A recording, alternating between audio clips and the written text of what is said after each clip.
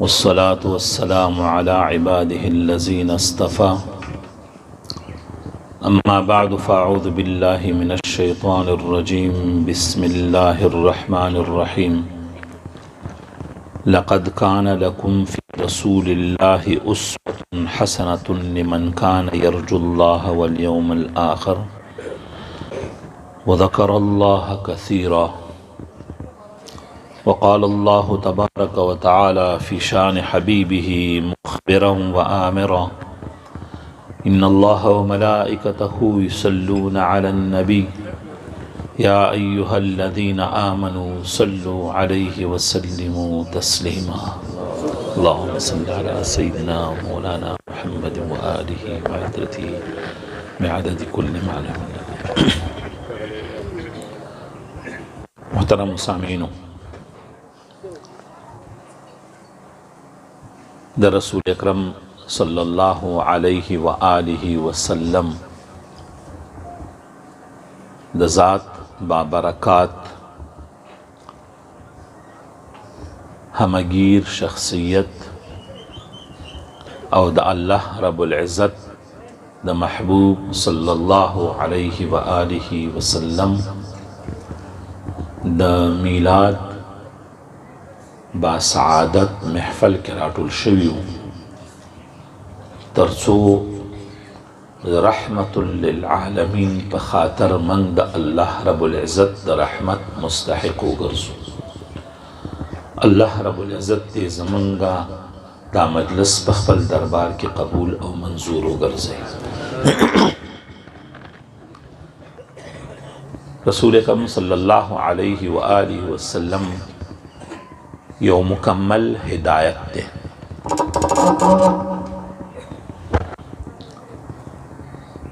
حضور صلی اللہ علیہ وآلہ وسلم د زندگی ہر پہلو ہر اڑخ خواہ اغا ظاہر دے خواہ کا اغا باطن دے دا اسوہ حسنہ دا ہدایت دے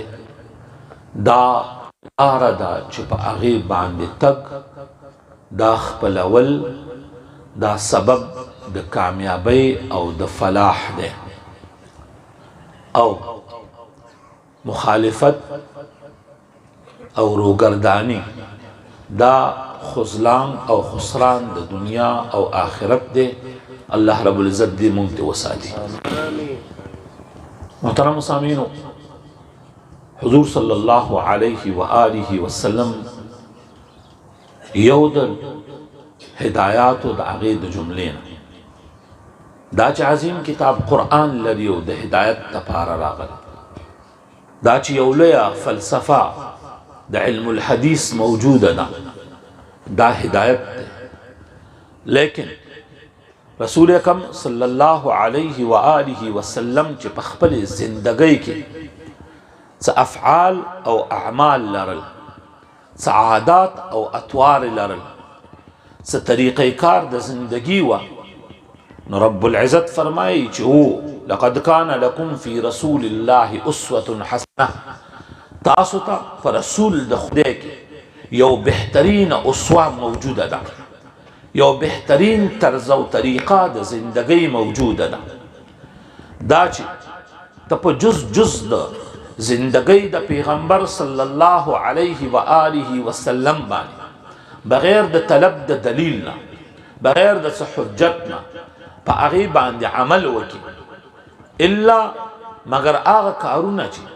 خصوصیات د رسول اکرم صلی اللہ علیہ وآلہ وسلم. مثال، هغه پیغمبر و بل کس پیغمبر نه دی، هغې ځان ته نبی ویل بل کس به ځان ته نبی نه وی، هغې ته نه حبیبیان جائز وي بل چاته جائز نه دي. یعنی او څه خصوصیات د رسول اکرم صلی اللہ علیہ وآلہ وسلم بغیر د هغې نه چې کوم اعمال افعال اطوار د رسول اکرم صلی اللہ علیہ وآلہ وسلم کوم طریقه او طرز د زندگی د رسول اکرم صلی اللہ علیہ وآلہ وسلم دا سبب د ہدایت دے، دا سبب د فلاح دے، دا سبب د کامیابی دے. ژوند د دنیا په ده ښایسته کیږي، آخرت په ده ښایسته کیږي. رب په دغه کار راضي کیږي او شیطان په دغه کار باندې خفه کیږي. من د رسول اکرم صلی الله علیه و آله وسلم سره یو تعلق لرو، هغه د امتیت تعلق دی، لیکن تعلق د امتیت په خپل ځای دی او دا چې دی زمونږ مؤمن به دی او موږ په ایمان راوړی، دا په خپل ځای باندې ایمان به پرې راوړو، امتیان یو، دا ډېر لوی شرف دی. ایمان راوړل په هغې باندې دا فلاح د دارین او کامیابي ده. مأمور به دی چې موږ به په هغې باندې ایمان راوړو، بغیر د هغې نه کومه چاره نشته دی، کومه لاره نشته دی، مګر هم خذلان دی، نقصان دی، هلاکت دی، جهنم دی، د خدای د در نه لرې کېدل دي. لیکن رسول اکرم صلی الله علیه و آله وسلم سره یو تعلق د عشق او د محبت هم موجود دی. هغه لاره د عشق او د محبت چې صحابه کرامو اختیار کړې وه، یا تابعینو تبع تابعینو اختیار کړي، یا په امت کې وروستو خلکو انتخاب کړي، یا په هزارها سالونه کلونه د رسول اکرم صلی الله علیه و آله وسلم نه مخکې چا اختیار کړې وه، هر یو کس دپاره دا سبب د فلاح او د کامیابۍ ګرځېدلی دی. مشهوره واقعه ده، تاسو به اورېدلې وي چې په زمانې د موسی علی نبینا و علیه الصلاة والسلام کې یو سړی هغه د بني اسرائیلو په منځ کې تر ټولو بدترین انسان یادېدلو، تر ټولو نقصان ترین انسان هغه سړی چې بده ژبې لرله، بد افعال لرل، بد کردار لرل، خلکو به ترې نفرت کولو، حتی کفارو به هغه بد ګڼلو. مړ شولو یو ورځ، یو ځل مړ شولو او خلکو د ډیر نفرت د وجې نه بهر په مردارۍ او په ګندګۍ باندې وغورځولو. الله رب العزت موسی علی نبینا و علیه الصلاة والسلام ته حکم کوي، ورشه زما یو دوست په فلاني ځای کې په مردارۍ کې پروت دی، هغه اوچت کا، غسل ورکا، کفن ورکا، جنازه پرې وکړه، د مسلمانانو په قبرستان کې ښخ کا. موسی علی نبینا و علیه الصلاة والسلام د حکم تعمیل کوي، هلته ورځي، هغه ګوري هغه افسد ترین د انسانانو، هغه د وخت تر ټولو بدترین انسان دی، هغه سړی دی چې خلک ترې نفرت کوي، ټول خلک معترف دی په دې باندې چې دی یو بد انسان دی.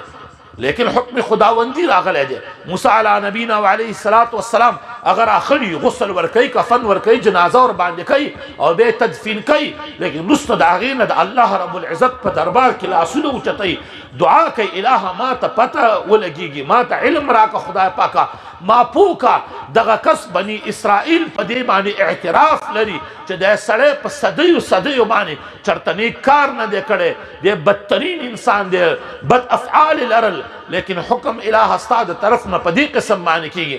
الله رب العزت ورته فرمایي دی چې د تورات تالی و، دی تلاوت د تورات کولی شو. تورات سخت کتاب هر چا نه شو ویلی، تورات ویل ډېر سخت هر چا نه شو ویلی، دی تورات ویلی شو، دی تورات زده کړی و. الله رب العزت ورته فرمایي دی د تورات تالی و، دی چې به کله تورات کتلو او په تورات کې به زما د اخیري پیغمبر، زما د محبوب محمد صلی الله علیه و آله وسلم نوم راغللو، د به ښکل کلو.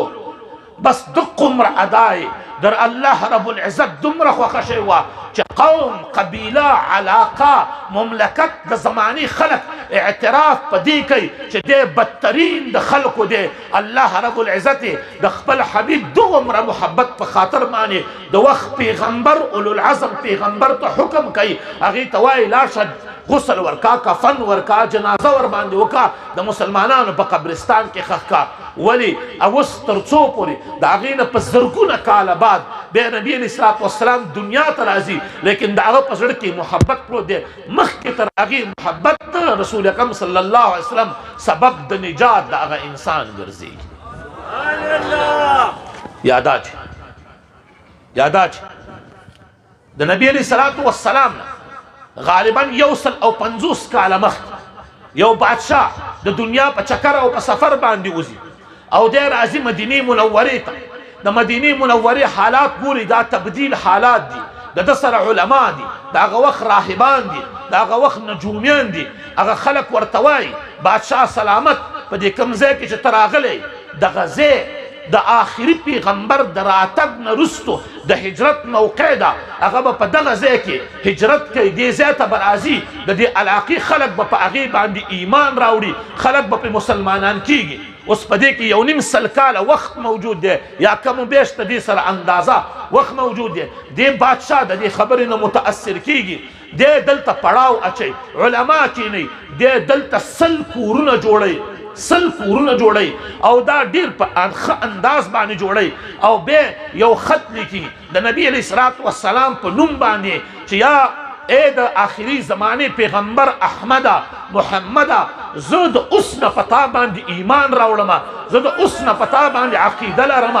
زه د ستا د خدمت په خاطر باندې دا ځای ته راغلی ما، دلته زه ستا د خدمت په خاطر باندې دا کار کوم، دا کورونه جوړم. 100 کور په هغه ځای کې جوړ کړل، ډېر د بادشاهي صورت باندې جوړ کړل، خط یې پرېښودلو، چاته چې خط پرېښودلو د وخت یو هوښیار ملک مشر سړي ته خط پرېښودو، ورته وویل وصیت ورسره ولیکه چې ستا د نسل نسل کې د دا خط پاتې شي، کله چې نبي علیه الصلاۃ والسلام اخري پیغمبر په دې ځای کې مبعوث کیږي هغې ته د زما خط ور ورسیږي. دا چې کله نبی علیه الصلاۃ والسلام مدینې منورې ته تشریف راوړي او مدینې منورې ته رسیږي، هر سړی عرض کوي یا رسول الله صلی الله علیه وسلم زما فقیر خانه حاضره ده، زما کور ته راشئ، زما په کور کې اوسیږئ. نبی علیه الصلاۃ والسلام ورته فرمایي زما اوښه پرېږدئ، دا معلمه ده، دې ته تعلیم ورکول شوی دی، دا پرېږدئ، دی به لاړه شي د هغه ځای مخکې به کښېني، هغه ځای کې به کښېني کوم ځای کې چې د الله رب العزت اراده شوې ده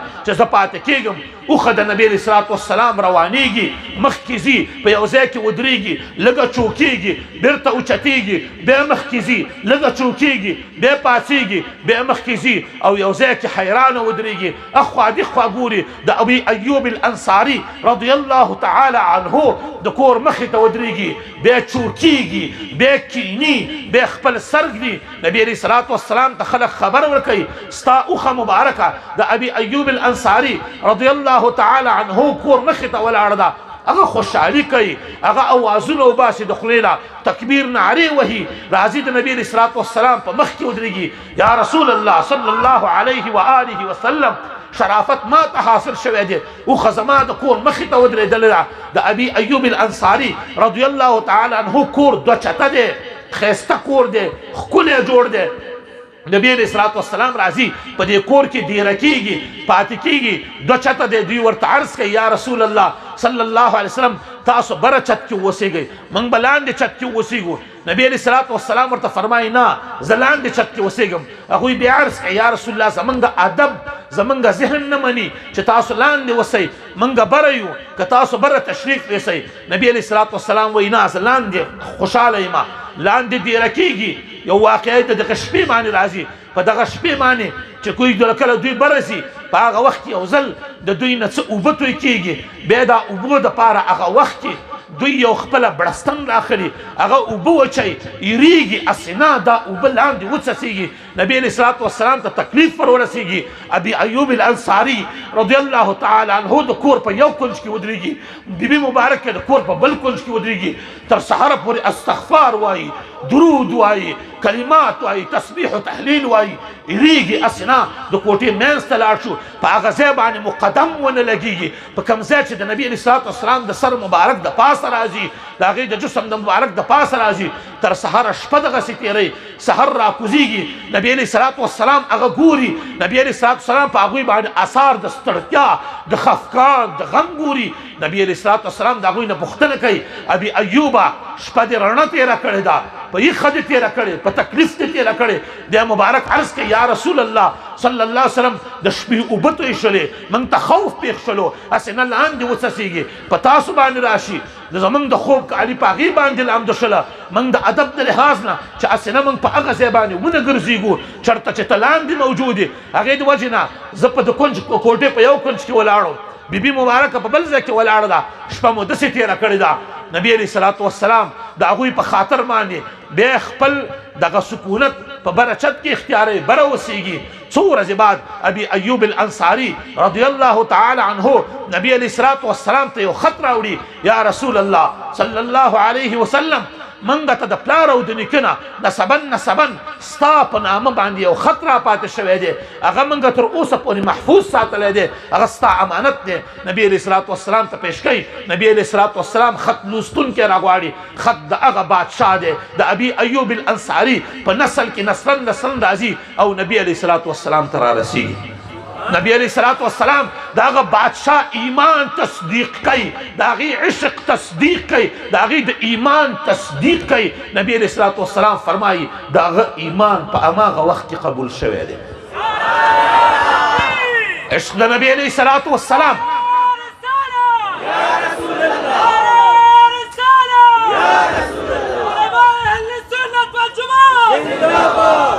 عشق د نبی علیہ الصلوۃ والسلام دا سبب د نجات دی، دا سبب د فلاح دی، دا سبب د کامیابی دی. دا وګوره هغه اوښه چې د نبی علیہ الصلوۃ والسلام سره محبت کړی دی دا به جنت ته ځي. سپی د اصحاب کهفو به په محبت د اولیاء باندې جنت ته ځي. هغه سخی د ابراهیم علیہ الصلوۃ والسلام په محبت د انبیاء باندې جنت ته ځي. تاسو ځان سره څه فکر کوئ چې یو حیوان چې هغه منسوسی خبره ده چې جنت ته به حیوانات نه ځي، جنت ته به یا انسان ځي یا به پیری ځي، هغه مکلف دی، نور حیوانات مکلف نه دي. لیکن سپی د اصحاب کهفو صرف په محبت د اولیاء جنت ته ځي. ځان سره سوچ وکړه چې اوښه د نبی علیہ الصلوۃ والسلام به جنت ته ځي، یعفور خر د نبی علیہ الصلوۃ والسلام دا به جنت ته ځي، اوښه د صالح علیہ الصلوۃ والسلام دا به جنت ته ځي، سخی د ابراهیم علیہ الصلوۃ والسلام دا به جنت ته ځي. ولی دوی صرف د نیکانو سره محبت کړی دی. که ستا میلاد په محبت د نبی علیہ الصلوۃ والسلام استوار دی، که ستا راټولېدل په جان فشانۍ د رسول اکرم صلی الله علیه و آله وسلم باندې دی، که چېرته ستا اراده په دې کې دا ده چې زه به سیرت د رسول اکرم صلی الله علیه و آله وسلم واورم، زه به نبی علیہ الصلوۃ والسلام سنتونه واورم، زه به د نبی علیہ الصلوۃ والسلام شمائل واورم، زه به اسوه حسنه د رسول اکرم صلی الله علیه و آله وسلم واورم، زه به د هغې نه استفاده وکړم، زه به نن د میلاد نه ځان سره عزم کوم چې زه خپل ژوند بدلوم، زه د نبی علیہ الصلوۃ والسلام محبت اختیاروم، هغه محبت چې سبب د نجات دی، هغه محبت چې نجات او فلاح باندې کې ده، هغه محبت چې په کم محبت باندې د الله محبت حاصلېږي. قل ان کنتم تحبون الله فاتبعوني يحببكم الله. که چېرته تاسو غواړئ چې د خدای تا سره محبت پیدا شي، ته اتباع د رسول اکرم صلی الله علیه و آله وسلم وکړه، یحببکم الله، خدای به د تا سره محبت وکړي. ته څه فکر کې چې خدای د تا سره محبت وکړي تا ته به شیطان نږدې شي؟ ته څه فکر کې چې خدای د تا سره محبت وکړي ته به جهنم ته لاړ شي؟ آیا ته څه فکر کې چې خدای د تا سره محبت وکړي تا ته به هلاکت راشي؟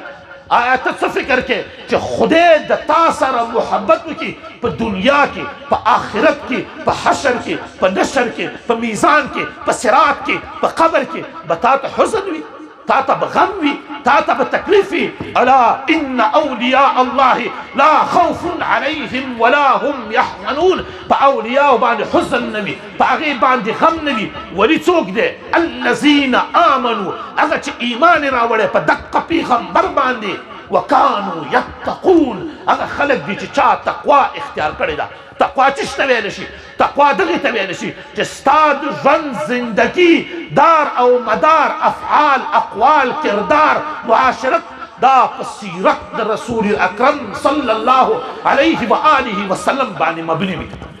دا په هغه وخت کې دی چې تا کله د رسول اکرم صلی الله علیه و آله وسلم اسوه خپله کړې وي، تا د هغې په نقش قدم باندې روان یې. نو یاد وساته، یاد وساته د نبی علیہ الصلوۃ والسلام په زړه کې د دین محبت دی. آیا د هغې محبت نه زه او ته حصه لرو؟ نبی علیہ الصلوۃ والسلام د دین په مقابل کې د خپل ځان هر څه رسته کړي دي. آیا زه او ته داسې کوو؟ د نبی علیہ الصلوۃ والسلام ترجیح د الله رب العزت رضا وه. آیا زما او ستا کار دغسې دی؟ ما او تا د نبی علیہ الصلوۃ والسلام د سیرت نه دا لاره خپله کړې ده چې د نبی علیہ الصلوۃ والسلام د ژبې نه، د هغې د لاس نه او د هغې د کردار نه، د هغې امسایه، د هغې خپلوان، د معاشرت ته کله هم تکلیف نه دی رسېدلی. آیا زه ورته همداسې یو؟ زما او ستا دپاره د مسلمانۍ یو علامت بیان کړی دی چې المسلم من سلم المسلمون من یده ولسانه، او کما قال علیه الصلوۃ والسلام. آیا زما او ستا د ژبې او د لاس نه هم خلک محفوظ دي؟ آیا زه او ته د نبی علیه الصلاة والسلام په کردار باندې هماغسې ګامزن یو؟ نبی علیه الصلاة والسلام په وجه باندې انسان ته مغفرت کېدلو، آیا تا کې دا کردار ای عالم، ای پیرسن، ای مقتدا، ای استاذه، ای شیخه، آیا ستا د کردار انداز داسې دی چې یو څوک د تا سره یو ځای کېږي بې دغه سبب د مغفرت د هغه انسان ګرځي؟ نبی علیه الصلاة والسلام ته خدای پاک صفات ورکړي که دغه امت په خپل ځان ظلم وکړي، دا ګناه وکړي، تعدا وکړي، په خپل ځان باندې ظلم وکړي او تا ته راشي دوی توبه وباسي او رسول اکرم صلی الله علیه و آله وسلم د هغه دپاره د مغفرت دعا وکړي لوجدوا الله توابا رحیما، نو خدای پاک به تواب او رحیم پیدا کړي. آیا په طور د امتي باندې، په طور د عالم، مقتدا او د شیخ او د رهبر باندې آیا ستا کردار یا په طور د مشر د کور باندې ستا کردار داسې دی چې ستا د کردار د کتلو په وجه باندې یو بل سړی ګناه پرېږدي؟ او یا دا چې آیا زما او ستا کردار د نبی علیه الصلاة والسلام د اسوه په صورت باندې، د اخلاق حسنه په صورت باندې داسې دی چې کله ما او تا خلق وګوري هغه دین ته مایله کېږي، که هغه د دین نه نفرت کوي، هغه شریعت ته راځي، که هغه فسق او فجور ته راځي؟ زما او ستا کتل، زما او ستا لیدل، یو څوک چې ما او تا وګوري هغه څه فکر کوي؟ ما یو مسلمان مجسم وکتلو، ما قرآن مجسم وکتلو، ما شریعت مجسم وکتلو. آیا ستا په صورت، زما په صورت په کتلو کې یو غیر مسلم ویلی شي چې او د مسلمان په صفت باندې دا سړی مسما دی؟ که نه، زما او ستا شکل د انګریز، لباس د انګریز، کردار د انګریز، اخلاق د یهود، کردار د نصاراو، طبیعت د انګریزانو، عادات د هندوانو، طبیعت د سکانو، زه او ته په سیرت حسنه باندې روان یم. ما او تا د میلاد نه څه اخلاق اخیستي دي؟ آیا ما او تا کومه لاره غوره کړې ده؟ یا ایها الذین آمنوا قوا انفسکم واهلیکم نارا، خدای فرمایي ځانم بچ کا، خپل اولادم بچ کا النار د اور نه. کوم اور؟ هغه اور چې لګونې به په انسانانو او په تیږو باندې کېږي. حکم دی تا ته چې ځانم بچ کا، خپل اولاد بچ کا. آیا زما او ستا د کردار د لارې نه زما او ستا اولاد هغه د جهنم په لاره دی که د جنت په لاره دی؟ زما او ستا د اولاد څون کې د هغې د طبیعت خیال موږ ساتو. آیا زما او ستا کردار د خپل اولاد په باره کې د کوم طبیعت مطابق دی؟ شیطانی طبیعت که رحمانی طبیعت؟ جنتی طبیعت که جهنمی طبیعت؟ انګریزي طبیعت که اسلامي طبیعت؟ د رسول الله طبیعت او که نه د ابلیس طبیعت؟ کوم یو دی؟ زمونږ اختیار څه دی؟ آیا هغه څه چې موږ رسول اکرم صلی الله علیه و آله وسلم ته د ژوند په جز کې محتاج یو، موږ په دې دنیا کې محتاج یو، موږ د ایمان په سرم رسول الله ته محتاج یو صلی الله علیه وسلم، ما او تا په قبر کې رسول الله ته محتاج یو صلی الله علیه و آله وسلم. ورا په قبر کې نبی علیه الصلاة والسلام هر انسان ته مخامخ راځي، ملائکه درنه پوښتنه کوي ما تقول فی حق شان هذا الرجل، آیا تا په دنیا کې د دې کس په باره کې څه ویل؟ امام قرطبي لیکي که چېرته په دې دنیا کې ته د سنتو سره وابسته وې، په دې دنیا کې که ته د سنتو سره وابسته وې نو هلته به تا ته د نبي علیه السلام پهچان نصیب کېږي او فلاح د نبی علیه السلام په پهچان کې ده. که چېرته خدای ناخواسته موږ په قبر کې نبی علیه الصلاة والسلام ونه پېژندلو خو ایمان نشو کله، او د نبی علیه السلام پېژندنه به په څه باندې کېږي چې په دنیا کې تا د نبی علیه السلام په سنتو عمل کړی وي، ته خو رابطه ولرې، ته خو تعلق ولرې، تعلیم خو د هغې سره تړل شوی وي، نو بیا به هلته تا ته پهچان نصیب وي. نو پهچان چې تا ته نصیب شي هغه وایي هو عبد الله ورسوله آتینا بالکتاب نحن نؤمن به، دی هغه خدای پیغمبر دی، د خدای بنده دی، موږ ته قرآن راوړی، موږ په ده باندې ایمان راوړی دی. لیکن چې په دنیا کې خدا ناخواسته ستا تعلق د رسول اکرم صلی الله علیه و آله وسلم سره نه، چې میلاد کېږي تا ته غصه درځي، چې خلک د هغوی د محبت خبره کوي په تا اور بلیږي، چې خلک د هغه پسې خیراتونه کوي په تا باندې اور بلیږي، چې خلک د هغې په محبت کې راټولېږي ستا په تندی ترشېږي، کله چې تا ته د نبي علیه الصلاة والسلام وابسته هر یو فعل بد ښکاره کېږي نو بیا چې په قبر کې کله کېږي او په تا سختي وي نکیر و منکر مشکل حالت کې راشي په سخت حالت کې راشي په دهشتناک حالت کې راشي په تا به یېره کېږي بیا به ورته څه وایي حدیث شریف کې راځي وایي به چې پته نشته دی دنیا کې خلکو څه خبره کوله به هم ورسره کوله خو ما ته داسې پوره پته نشته دی چې دا به څوک ملائکې به ورته وایي موږ پوهېدو چې ته همدقسې نو بیا به حکم کېږي البسوه من النار وافرشوه من النار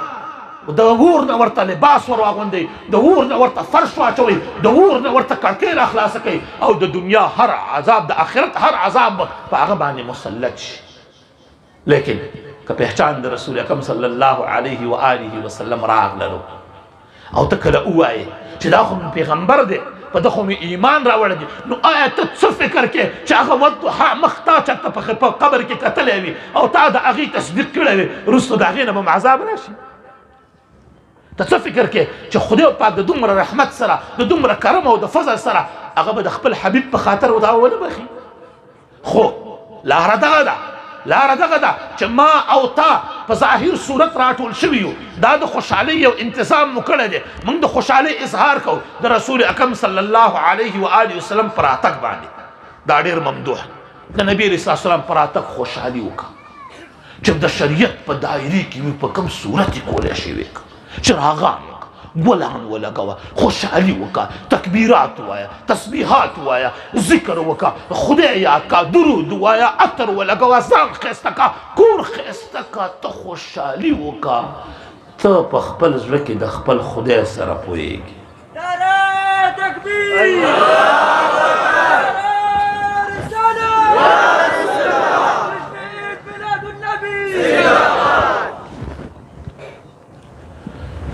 محترم حاضر د نبی علیه الصلاة والسلام د سیرت لاس نبی علیه الصلاة والسلام غصه نه کوله غصه مه کوه نبی علیه الصلاة والسلام هر چا سره په مسکا میلاوي د په مسکا میلاو شو نبی علیه الصلاة والسلام د ځان په خاطر غصه نه کوله ته غصه مه کوه نبی علیه السلام په ټول عمر کنځلې نه دي کړي ته کنځلې مه کوه نبی علیه الصلاة والسلام د خپل کور معاشرت په دین باندې استوار کړی و ته خپل اولاد دین ته را وغواړه ته خپل اولاد روزانه کېنوه علموا اولادکم محبت النبي صلی الله علیه و آله وسلم په خپل کور کې د نبي علیه السلام د محبت لاره جوړه کړه د خپلو بچو ته د نبي علیه السلام د محبت هغه لاره وښایه چې ستا د بچي په رګ کې د نبي علیه السلام مینه پیدا شي هغه مینه چې بیا د نبي علیه السلام هر فعل هغې ته ښایسته ښکاره شي سبحان الله زما او ستا کردار باید دا وي زما او ستا شکل باید هغه شکل جوړ شي په کوم شکل باندې چې زه او ته د قیامت په ورځ نبي علیه الصلاة والسلام ته مخامخ کیدی شو یو تعریف د سنتو دا دی تعریف د سنتو کوم خو لیکن مخکې خبره واوره چې ګوره دا ګیرې په باره کې دا خبره نه ده چې دا ګیره سنت ده دا ګیره واجب ده دا سنت نه سنت ورته خلک د دې وجې نه وایي چې په سنت باندې ثابته ده نور په 1,40,000 انبیاو کې یو پیغمبر هم ګیره نه وړه کړې ده او نه کله کړې ده دا سنت نه دا واجب ده د دې تارک فاسق دی خبره د هغې نه کومه خبره مې ورته د سنتو کوله چې یو معنا د سنتو دا ده چې سړی سنت ترکي نو د نبي علیه الصلاة والسلام په مخ کې به د قیامت په ورځ باندې خجالت یې نبي علیه السلام ته به نشي کتی اوس ته ماته ووایه چې آیا تا سره دونه عمل شته چې د قیامت په ورځ د نبي علیه السلام د شفاعت نه بغیر جنت ته لاړ شي شته نشته آیا څه فکر کې چې د قیامت په هغه سخت ورځ باندې چې 1,40,000 انبیا سوا د رسول اکرم صلی الله علیه و آله وسلم نه د شفاعت دپاره خبر هم نه کوي د خپل امتي د بخشش دپاره به یو تلفظ قدر نه کوي یو ځل به د خدای په مخ کې یو ځل دعا قدر نه کوي وایي به چې الهه بس هغوی به خپل کار کوي صرف ما وبخه ګوره دا داسې خبره نه ده سخته به دومره وي مشکل به دومره وي هغه انبیا به د خدای نه ایریږي دومره چې خدای به ورته چې اول خو خپله کاته صافه کړه به ایریږي دومره هغوی به دا خبره نشي کولی نو چې کله انبیا نشي کولی زما او ستا به څه حالي ما او ستا به څه حال وي ښه چې زما او ستا ما او تا یې نشو کولی هلته انبیا په دې تمه وي چې که اخیری پیغمبر محمد رسول الله صلی الله علیه و آله وسلم د مقام محمود نه بهر تشریف راوړلو او د الله رب العزت ته سجده وکړله او د ده په وجه باندې د شفاعت اجازت وشو نو زموږ بچاو کېږي انبیا به په دې سوچ کې وي انبیا به په دې سوچ کې وي ښه نو زه تا ته داسې خبره کوم که خدای ناخواسته زمونږ دا د نبي علیه صلات وسلام سره دا تعلق دونه کچه وي نعوذ بالله الله دې نه کي الله دې نه کي که دا تعلق زمونږ دومره کچه وي چې موږ د قیامت په ورځ د نبي علیه السلام مخ ته نشو تللی خدای ناخواسته نو شفاعت به څنګه غواړو لاره شته یاد وساته چې څوک هم د نبي علیه صلات وسلام مخ ته راشي هغه د قیامت په ورځ باندې جنت ته ځي سبحان الله چې څوک هم د نبي علیه صلات وسلام مخ ته راغلو هغه جنت ته ځي چې په چا د نبي علیه السلام نظر لګېدلی هغه به جنت ته ځي سبحان الله نبي علیه السلام یو امتي دی حدیث کې دا خبر راځي وایي چې اعمال به کمزوري وي هلته به ترازو میزان کې ورته چې اعمال وتړي ګناه به ډېره وي نیک عمل به بالکل نه وي بیخي به ختم وي کم به وي چټ به ورته ورکړي ملایکو ته به حواله کړي دا یو څه جهنم ته ورسوي واپس موږ ته راپورټ راوړي چې جهنم ته م حواله کړی دی هلته مکمل رپورټینګ سسټم وي ترتیب وي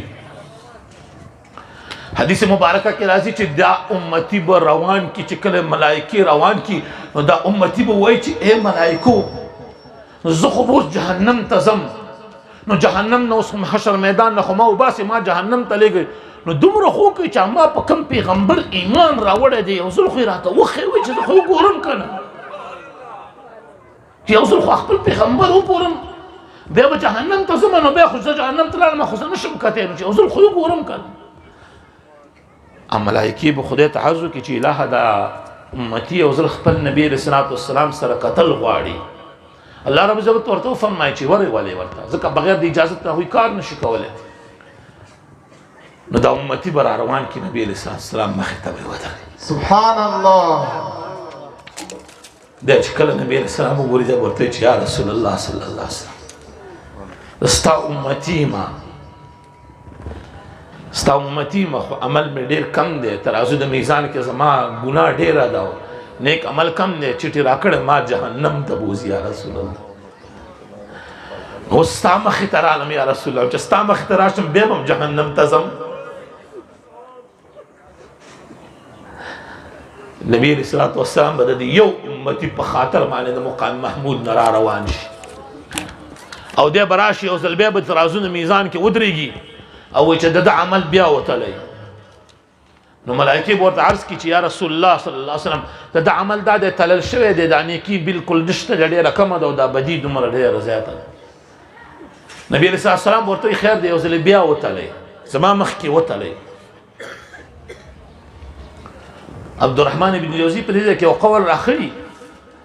وایي دا د نبي علیه الصلات والسلام امتي چې د ده کله عمل کم وي کله عمل کمی په ترازو د میزان کې نیک عمل کم وي وایي نبي علیه الصلات والسلام چې دا سترګې مبارکې ورواړئ وایي د دې سترګو په نور باندې به دا د نیک عمل پله دننه شي سبحان الله نبي علیه الصلات والسلام ورته یو ځلې بیا وتلی بیا به یې ورته وتلی شي ورتلي نبي علیه الصلات والسلام به صرف ور وګوري او دا د نیک عمل تله به یې درنه شي سبحان الله ملایکې به ورته بیا ورته چټ ورکړي ځه جنت ته بوځه سبحان الله چې صرف وی ګوري اسې نه چې په ترک د سنتو باندې موږ د قیامت په ورځ نبي علیه الصلات والسلام د دیدار نه محروم نشو نو بس یاد وساتئ وخت مختصر دی یو اوږد سفر لرم شیخ صاحب غلام حضرت عرس دی هغې ته به رسېدل وي آخري خبره دومره درته کومه چې محترم حاضرینو نن میلاد کې راټول اوسئ د دې نیکانو سره راټول اوسئ د نیکانو په صحبت کې د انسان طبیعت بدلیږي زړه بدلیږي سوچ بدلیږي فکر بدلیږي د نیکانو سره همیشه کې نه د دوی سره د انسان طبیعت نیکی ته اوړي صحبت صالح ترى صالح کنه صحبت طالح ترى طالح کنه د اصحاب دومره لویه مرتبه صرف ځکه دا چې هغه د رسول اکرم صلی الله علیه وسلم صحبت اختیار کړی دی څوک چې د نیکانو صحبت اختیاروي د قیامت په ورځ باندې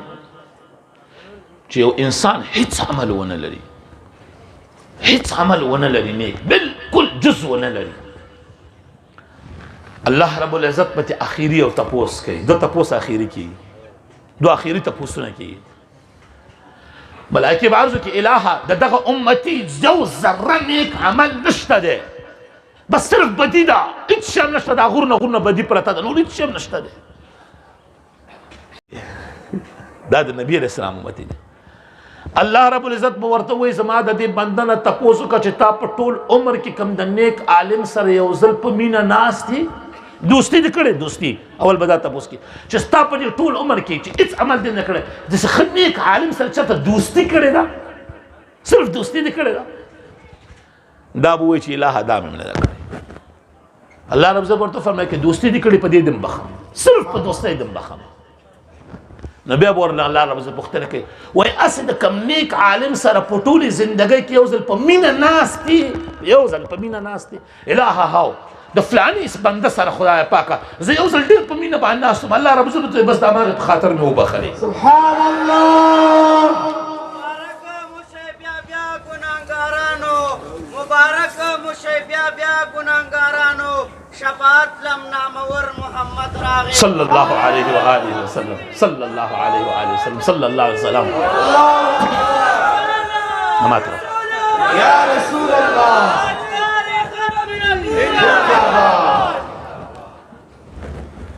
مقصد مې همدا دی چې هلته زمونږ د نجات لاره د رسول اکرم صلی الله علیه وسلم په سر باندې ده،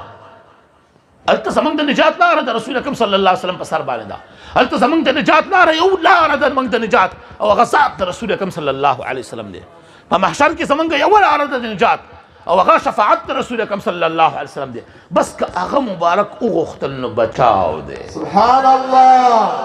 بس موږ د هغه د دره خدای نه لرې کوي. نو دومره مې ورته ویل په آخر کې چې د نن نه یو عزم پکار دی، ما او تا ته یو سوچ پکار دی. موږ میلاد ته تلو، موږ هلته نیکان خلق وکتل، دا نیکان خلق مو په یو لباس وکتل. یو خبر دا په یو لباس باندې وکتل، هغه لباس کم لباس چې د انبیاو لباس دی، کم چې د صحابو لباس دی، کم چې د متقیانو لباس دی، کم لباس چې خدای ته خوښ دی، کم لباس چې کله ملایکی د بدر په ورځ راکوزېدی او کم لباس یې اچولی و هغه لباس دی. نو رسول اکرم صلی الله علیه وسلم فرمایي چې من تشبه بقوم فهو منهم، څوک چې ځان د چا غوندې جوړ کړو د قیامت په ورځ به هغه د هغې خلقو غوند سره وي. دا یاد وساته، دا یاد وساته تاسو کې یو بد عمل شته دی، خلک وایي ګیره م پرېښې ده او بې سره د هغې م داسې کار کوي. دا ګیره خو یې پرېښې که نه، تا خو هغه هم نه ده کړې. دومره یو خبره ته کومه چې ګوره اول خو نیک عمل پکار دی، توبه د ګناهونو نه پکار ده، صرف دا لباس نه دی، لباس دا لباس چې د چا غوندې جوړ کړی وي خدای به دې د هغوی سره حسابوي. نو که تا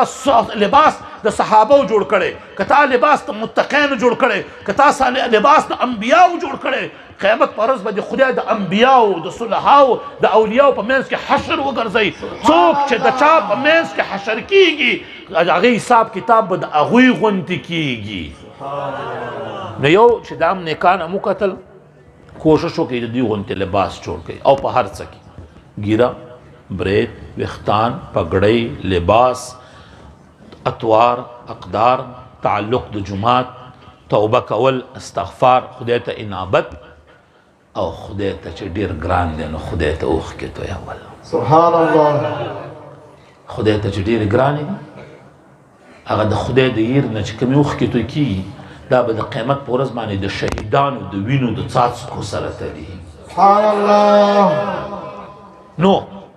دویمه خبره دا چې د دوی اعمالو کې د سنتو اتباع پکار ده، هغه خپلول پکار دی او په هغې باندې عمل پکار دی. الله رب العزت دې موږ ته د رسول اکرم صلی الله علیه و آله وسلم په سنتو باندې د عمل توفیق راکړي. وصلی الله تبارک وتعالى على خیر خلقه ونور عرشه محمد و آله و اصحابه اجمعین.